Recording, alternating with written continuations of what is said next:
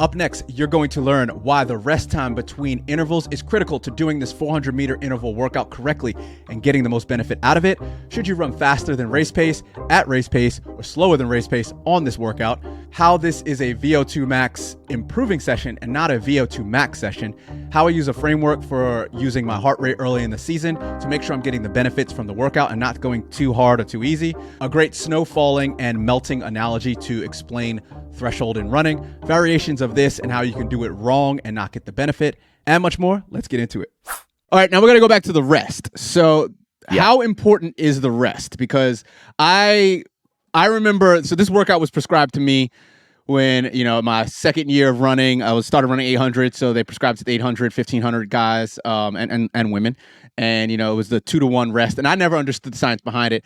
I then started reading up on Jack Daniel's vo2max formula and all his science, which we both agree that he's the OG, the original gangsta of all that. He kind of came up with the whole vo2max, and his formulas are really dead on. So, but he talks about the rest of was it him? No, it was actually this other guy. But he referenced Jack Daniel's on this, and it's that you don't want the rest to be too short. And you also don't want to be too long. So that 2-to-1 ratio is perfection. And you really don't want to be any more than a few seconds, plus or minus, because you don't get the effects of the workout. Is that true? Do you want to add to that? To a point. You don't want too much rest because you'll be running at a pace that's unrealistically fast for the target. Say you're trying to do a 5K I know these times are fast for a lot of people. We'll say 16 minutes 40 because I know the numbers on that. That's 80 seconds per 400 meters. So you need to be running around 80 seconds. Now, I can run an 80-second 400, no problem. If I take 3 minutes rest and run another one, I can run another one in 80 seconds. But it's unrealistic. The rest to work ratio is too long. If I do 80 seconds at first and then only give myself 10 seconds rest, I'm not allowing the heart rate to drop down to let me recover. So what we need is enough time to let the heart rate drop down to stimulate the developments to take place. So I find that initially that 2-to-1 ratio is good. Now, if my target is 1640 and I'm hitting these numbers quite happily, I'll actually shorten the rest period. Or it might not be me. I'm saying it could be my athletes I'm working with. I might say, okay, we're going to take 10 seconds or 15 seconds off the rest period because you're hitting the numbers too easily. And if they're still hitting the numbers, then we say, okay, this target's obviously a little bit too easy for you. I'll raise the speeds that you should be running at and keep adjusting it. But towards the end of a block of work, I often do cut that rest period down because if I'm trying to run 1640 in the track, it means I have to put 12 and a half laps together at 80 seconds. I don't get the luxury of 40 seconds rest each time I'm going round. So the rest period is good to stimulate the development. Some people say, yes, you should run quicker than that. Well, no, I disagree from the point of view that your body becomes efficient at what it does most. If your legs are used to running at 80-second pace, they'll become pretty efficient and you get used to that pace. So what I will do instead is I'll reduce the rest period to make it tougher on them. And then you still say, but you're getting a rest. How do you do it on race day? Well, a taper is amazing, allowing the body to recover. You're doing these tired. You've had a run the day before. You're probably in weight training. There's lots of other things going on in your life. But you give someone a nice week or 10 days taper period going into a race, and they can actually raise their game a lot and maintain that 80-second pace without any rest at all. It's a VO2 improving session. So it will help improve your VO2 max. I would say a 5K is probably more specific because you're going all out. The actual race is a more specific VO2 max session. But any work of this sort, of this time, around about that 20-minute mark, will help develop your stroke volume, your VO2, and ultimately your VO2 max. All right, so I agree with everything you just said. There's a lot of things, I want to touch on, but I won't go down those rabbit holes. But one thing that I will say, though, is while I don't look at heart rate early in the season, if I do these early in the season, I actually use my heart rate as a governor, and I see where my heart rate is towards the end of the set. So let's say I do, usually early in the season, I actually don't do more than 8 or 10 because 12 is a bit stressful for me. And I'm just like, look, I just want to get in, get out early in season, whatever, usually the race specific season.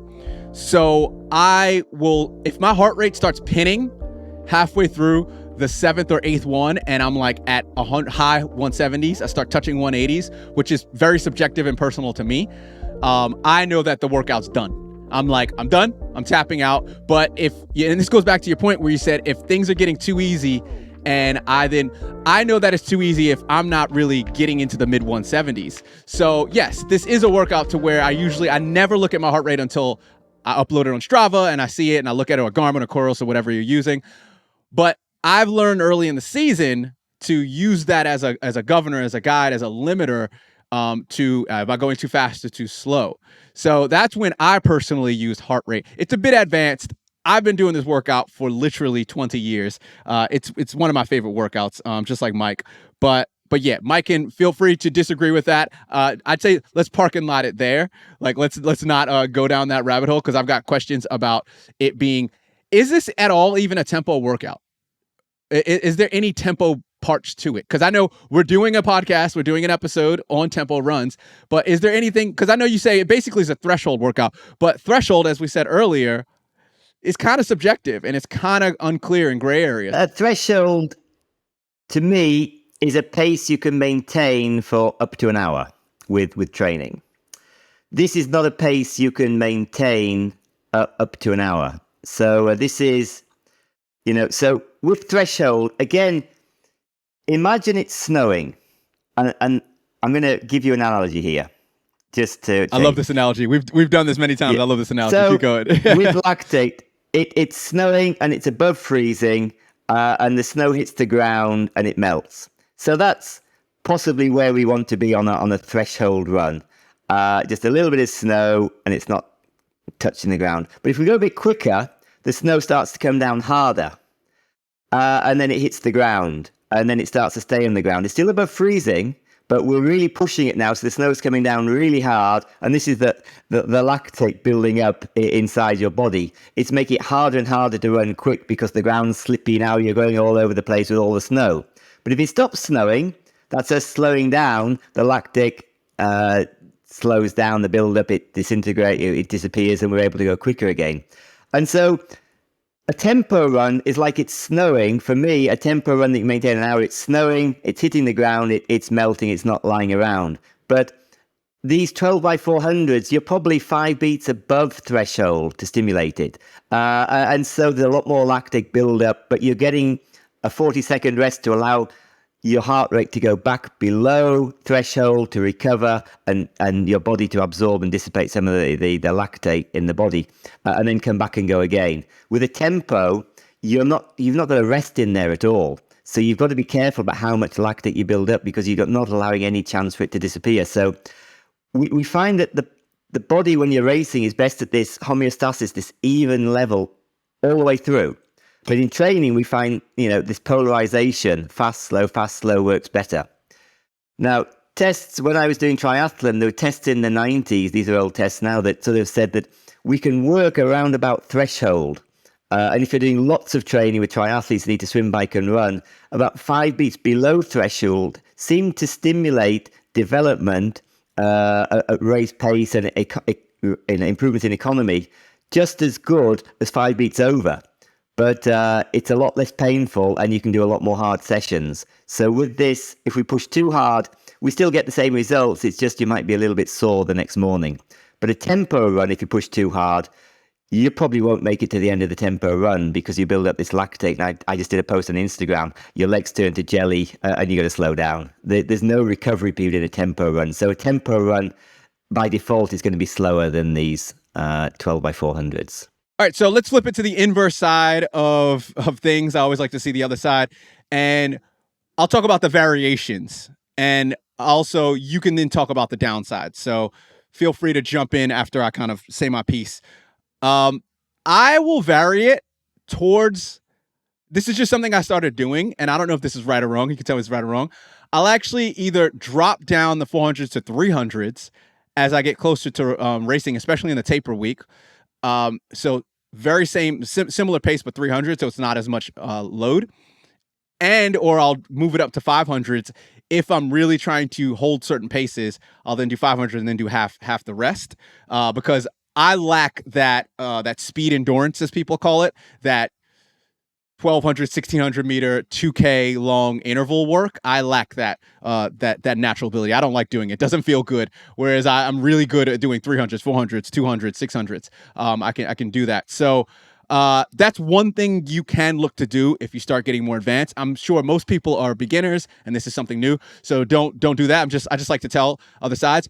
Are there any downsides to doing this 400-meter workout? Like when's a bad time to do it? I wouldn't really put this in the base period because it's a little bit quick. It probably builds a bit too much lactate and stops you working the aerobic training and getting the overall training volume in that you want. Also, when you run faster, you do naturally come more onto your toes running. The calves will fatigue. So if you introduce this too soon, this speed work, you're going to get potentially problems with Achilles, calf muscles, just generally problems with tight muscles the next day. So you're not going to enjoy running the next day as much because things ache. And then potentially if those go on for 2 or 3 days, you're missing other training elsewhere because you're just recovering from the session. So if you work too hard, you could run into downsides. Hopefully, if you've done a good base training, been in the gym and strengthened everything up, it won't happen. But if you go straight into this without the right preparation, yeah, that's the downsides of it. But varying it, for most of us, we're so far away from our potential that let's just get in the right ballpark. And the reason that we write our training plans and people say I did a PB, it's just getting that structure into your training and working along simple physiological guidelines. And we can vary it a lot. The body's not that great at remembering, so long as we're getting in the right ballpark, we're going to go forward. So if you want to vary because you're bored, silly with 12 by 300, do 15 by, or 12 by 400, do 15 by 300, or do, 10 by 500, maybe a bit far, but you know what I mean? You can vary it a little bit. So it's not going to be a big change, but psychologically, I like that. I mean, I might go at the track and say, I really can't face doing my 12 by 400 today. But yeah, 300 just seem that little bit easier. I'm going to do my 300, jog 100, 300, jog 100. It's essentially the same session, but psychologically, I feel so much happier to have varied it. So varying it is good. And I do like to do that with the athletes I do, rather than just say, here's the same session this week, next week, the week after. They look for something different as well. So variation is good. So that's not an issue. Obviously, you can't take 12 400s and then change it to 12 by 1 mile. It's variation within that rough theme of around about 5,000 meters of work. Yeah. If you want to learn more about this topic, we went into further detail. You should go and check that out right here.